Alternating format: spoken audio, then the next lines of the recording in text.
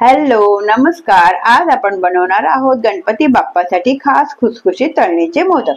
तुम्ही विचार करत असाल असे छोटे छोटे मोदक का बरं बनवले असतील, हे जाणून घेण्यासाठी ही व्हिडिओ शेवटपर्यंत नक्की बघा। बघा हे मोदक कसे खुसखुशीत झालेत, बिलकुल तेलकटही झाले नाही आहेत। असे मस्त खुसखुशीत तेलकट न होणारे तळणीचे मोदक कसे बनवायचे ते चला बघूया। हॅलो नमस्कार, स्वागत आहे तुमचं आम्ही तिघी आणि रेसिपीज मध्ये। अशाच छान छान रेसिपीज पाहण्यासाठी आमच्या चॅनलला नक्की सबस्क्राइब करा आणि बेल आयकॉन दाबायला विसरू नका, जेणेकरून आमच्या व्हिडिओचे नोटिफिकेशन तुम्हाला त्वरित मिळेल। मोदकाच्या पारीसाठी आपण साहित्य बघूया। त्यासाठी मी 2 वाटी रवा घेतलाय, 2 वाटी मैदा घेतलाय, चवीपुरती मीठ घेतलंय। आता आपण पीठ मळूया। 2 वाटी रवा घेतलाय तर तुम्ही चाळून घेणार आहे आणि आता मैदाही घेते। रवा मैदा चाळूनच घ्यायचा, त्यामुळे तो हलका होतो। रवा मैदा मीठ असं चाळूनच घ्यायचं, म्हणजे पारी हलकी होते आणि मोदक खुसखुशीत होतात। पिठात मी तुपाचं मोहन घालणार आहे, त्यासाठी मी 4 चमचे तूप उकळायला ठेवलं। तुपाचं मोहन कडकडीतच पिठात ओतायचं, म्हणजे पारी खुसखुशीत होते।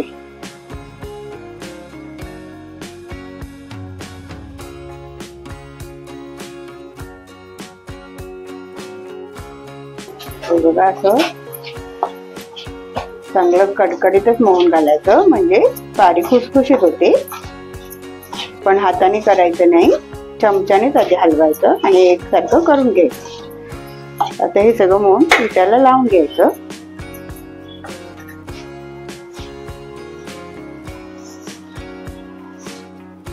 बोटाने असं चुरून चुरून असं सगळं मोहन पिठाला चोळून घ्यायचं।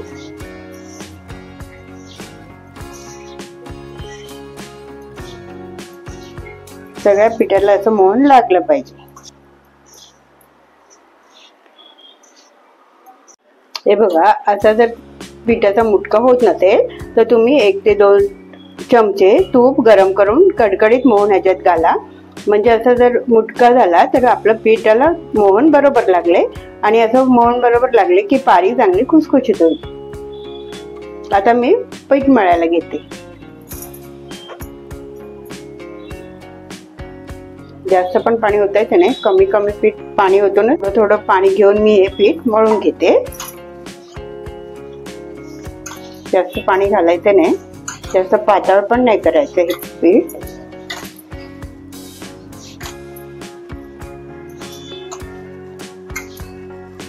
थोडं थोडं पाणी घालूनच पीठ मळायचं, जास्त पण पातळ करायचं नाही।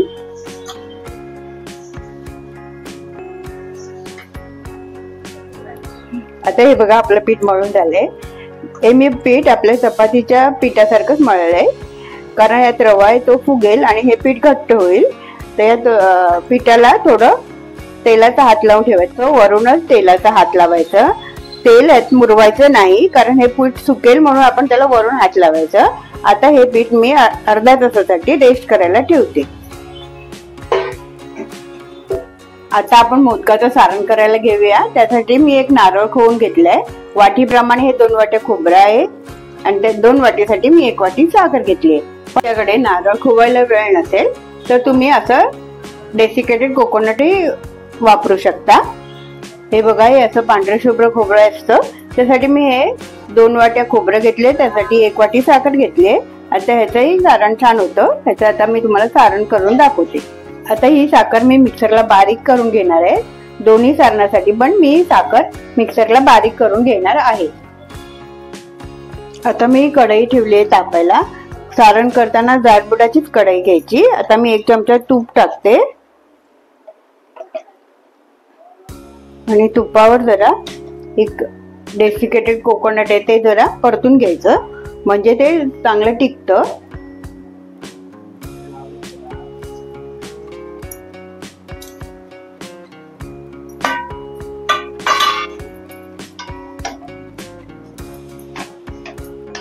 जास्त खोबरं ब्राऊन करायचं नाही, थोडंसं असं 2-3 मिनिटच परतायचं, म्हणजे ते 10-12 दिवस त्याचं सारण टिकेल.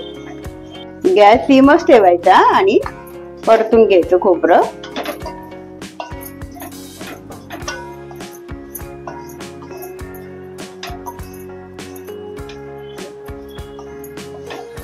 आपलं 2-3 मिनिटं खोबरं परतून झालंय. आता जी आपण साखर बारीक करून घेतली ना, ती आता मी यात घालून घेते.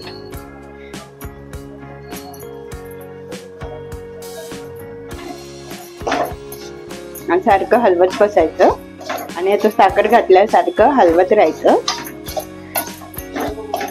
खोबरं खवायला सगळ्यांनाच वेळ नसतो, तर हे बाजारातून डेसिकेटेड कोकोनट आणून असं सारण करून मोदक केले की तेही चांगले होतात, खायला छान लागतात. आता त्याच्यात आपण थोडी वेलची पावडर टाकू. हे सर्व एकजीव करून घेते आणि त्यात वेलची पावडर ऍड करून घेते. हे बघा एवढी टाकते.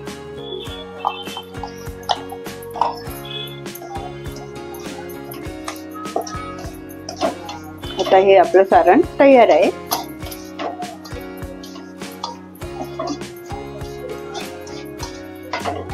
आपलं सारण तयार झालंय. सारणाचा सुगंधही छान येतोय. हे झटपट होणारं सारण आहे, खोबरं किसायलाही लागत नाही आणि हे पटकन सारण तयार होतं. आता मी हे गार करायला ठेवते एका डिश मध्ये. कढईत 1 चमचा तूप घालून घेतलंय.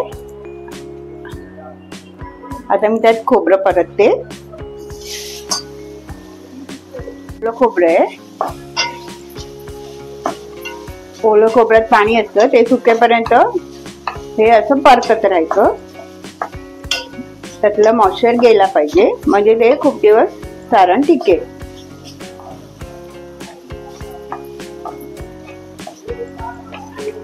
पाणी चांगलं फुकलं ना तर सारण चांगलं होतं आणि मोदक चांगले 10-12 दिवस टिकतात.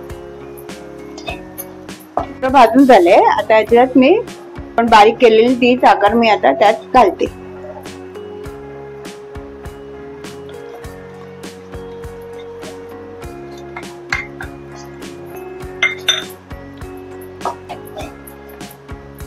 आणि साखर घातली की ते हलवत राहायचं.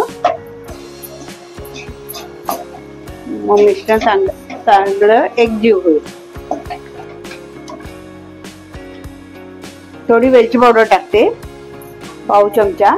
जर तुम्हाला ड्रायफ्रुट्स टाकायचे असतील तरी तुम्ही टाकू शकता. ते थोडे तुपावर परतून घ्यायचे, मग ते क्रंची होतात.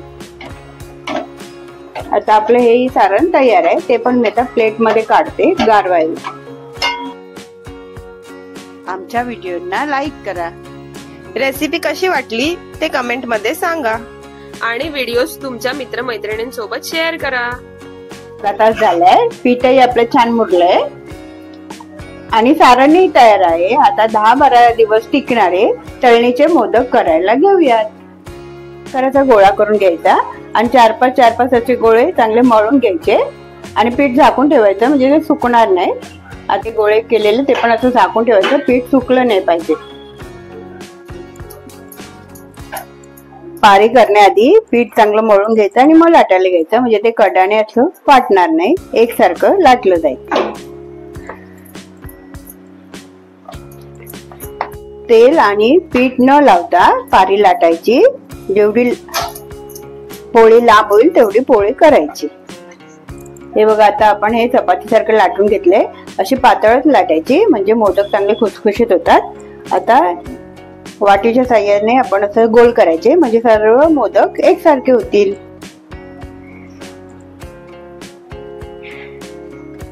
मी असे वाटीने केले. तुम्हाला हवे त्या आकारात तुम्ही लहान मोठे मोदक करू शकता.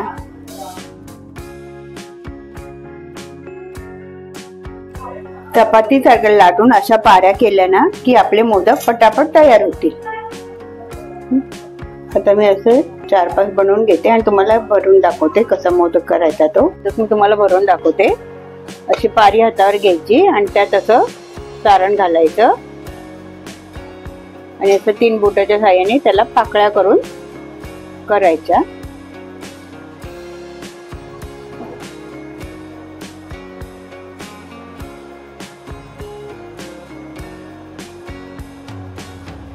आणि हळूहळू तो असा मिटत जायचा. घट्ट दाबायचा म्हणजे त्याचं सारण पडणार नाही. आणि आता अशा प्रकारे आपला मोदक तयार झाला. आता मी हा मोदक भरून दाखवते.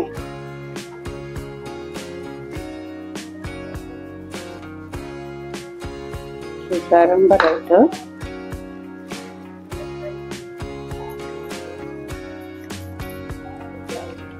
आणि असं बोटाने पाकळ्या करत जायचं.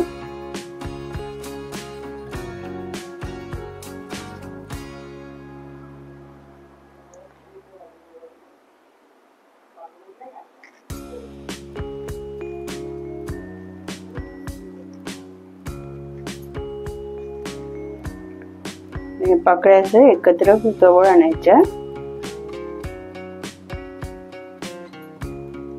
आणि अलगद त्याला मिटून घ्यायचं.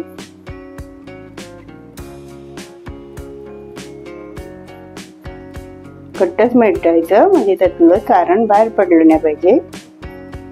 तळताना बघा असं आपला छानपैकी मोदक तयार झाला. मोदक भरून दाखवते. असं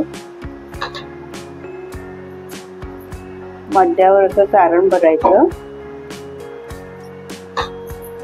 आणि अशा पाकळ्या पाडत ते अशा एकत्र करत जायचं.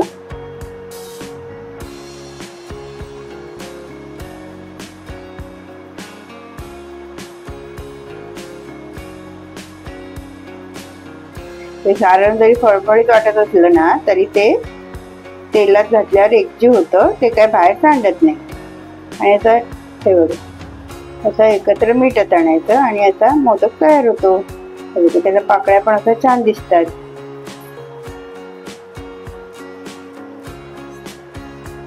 बघा किती छान दिसतोय आपला मोदक. आता मी यात ओल्या नारळाचं सारणाचं मोदक तुम्हाला करून दाखवते. तर मी हे सारण भरून घेतले आणि आता अशा कळ्या पाडायच्या. असं 3 बोटाच्या साह्याने अशा कळ्या पाडत जायच्या.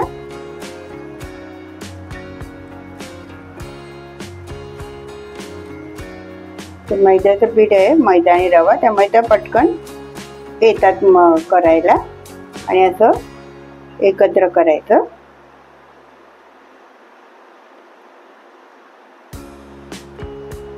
आणि अशा जवळ आणून तो चांगलं त्याला एकत्र आणून चांगलं त्याला दाबायचं. असं घट्ट करायचं म्हणजे त्यातलं सारण बाहेर पडणार. हा बघा कसा छान झाला तो मोदक. आता असेच मी मोदक भरून घेते. बघा आपले आता सगळे मोदक करून झालेत. कसे छान दिसतात बघा. हे डेसिकेटेड कोकोनटचे आहेत आणि ओल्या नारळाचे. आता ते मी तुम्हाला तळून दाखवते. मी तेल तापायला ठेवले आपले. आता मी मोदक तळून घेते पण गॅस सिमच ठेवायचा.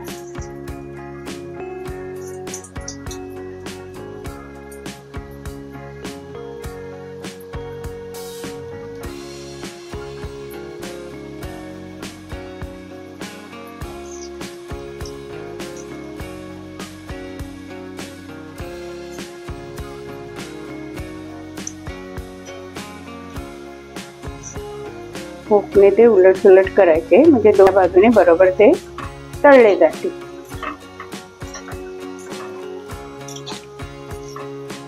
सोनेरी रंगावर येईपर्यंत ते तळायचे.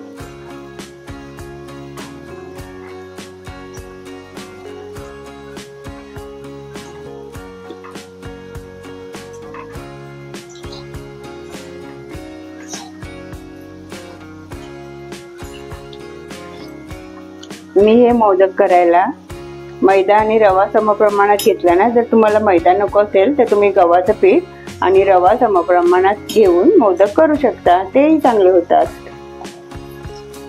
हे डेसिकेटेड कोकोनटचं सारण असं फळफळीत दिसलं ना तरी मोदक झाल्यावर ते एकजीव होतं आणि मोदकातलं सारण सांडतही नाही, छान मिळून येतं आणि खायलाही छान लागतात. तुम्हाला हे मोदक खूप आवडते.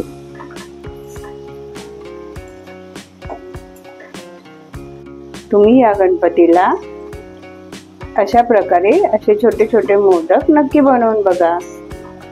हे मोदक 10-12 दिवस टिकतात चांगले. आता गणपतीत कोणाकडे 5 दिवस, 7 दिवस, 10 दिवस गणपती असतो ना, तर प्रसाद द्यायला तुम्हाला हे मोदक केले तर, करून ठेवले तर बरे पडतील. आणि तुम्ही नक्की करून बघा. हे मोदक चांगले खुसखुशीत होतात आणि खायला पण छान लागतात. तुम्हाला हवे तर तुम्ही मोठेही करू शकता हे मोदक. बाप्पाला जर तुम्हाला उकडीचे मोदकाचा नैवेद्य नाही दाखवता आला तर तुम्ही हे झटपट 21 मोदक करून बाप्पाला 21 मोदकांचा नैवेद्य दाखवू शकता. हे डेसिकेटेड कोकोनटचे मोदक बनवायला एकदम सोपे आहेत आणि झटपट होतात आणि आपल्याला खोबरं किसायलाही लागत नाही. तुम्ही असे मोदक नक्की बनवून बघा. तुम्हालाही आवडतील आणि गणपती बाप्पाला पण आवडतील. मेरी रंगावर तळून झालेत. आता मी हे काढते.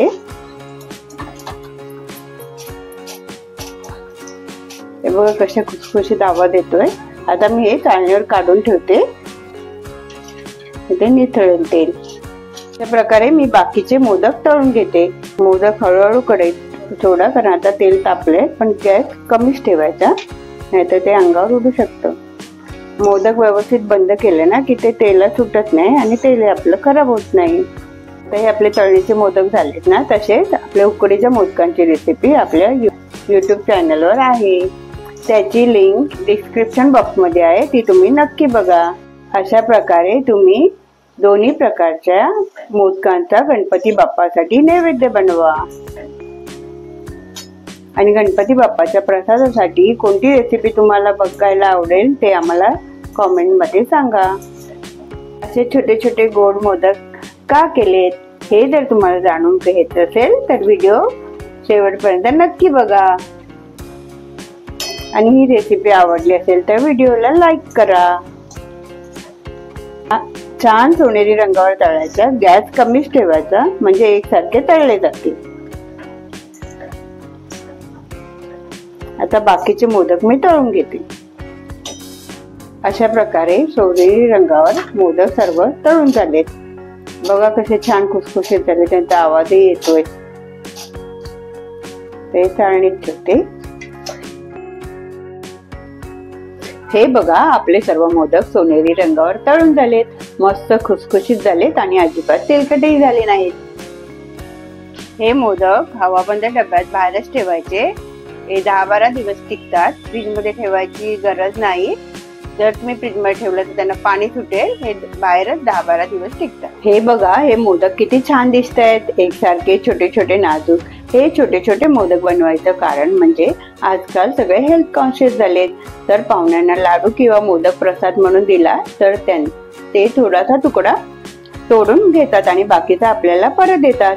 तर परत दिलेल्या उरलेल्या प्रसादाचं करायचं तरी काय? तर यावर उपाय म्हणून असे छान छोटे छोटे मोदक बनवायचे. प्रसाद घेणाऱ्यालाही छान वाटेल आणि देणाऱ्यांनाही त्यांनी पूर्ण प्रसाद घेतल्याचं समाधान वाटेल. तुम्ही पण या गणपतीत असे छान छोटे खुसखुशीत मोदक नक्की बनवा. ही रेसिपी आवडली असेल तर या व्हिडिओला लाईक करा. या तळणीच्या मोदकाची रेसिपी तुमच्या मित्रमैत्रिणींसोबत शेअर करा. आमच्या चॅनलला सबस्क्राईब करा. असे मस्त नाजूक छान एकसारखे सुंदर सुबक गोडुले तेलकट न होणारे तळणीचे मोदक बनवा, खा, खाऊ घाला. व्हिडिओ शेवटपर्यंत बघितल्याबद्दल थँक्यू. सबस्क्राईब करा.